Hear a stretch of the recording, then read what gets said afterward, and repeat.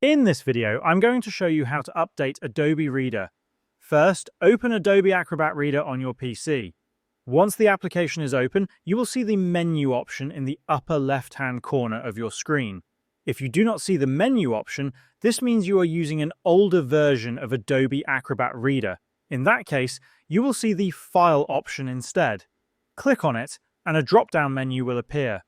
From this drop-down menu, hover your mouse over the Help option. A side menu will open where you need to click on the Check for Updates option. After that, ensure you are connected to an active internet connection, as the program will now check for any available updates. If an update is available, a prompt will appear informing you about it.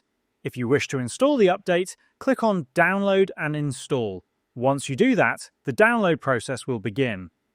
The download time will depend on the size of the update and the speed of your internet connection. After the download is complete, Adobe Reader will close automatically to install the update. Wait for the installation to finish. Once the installation is complete, you will see a message confirming that the update was successful, and this is how you can update Adobe Reader.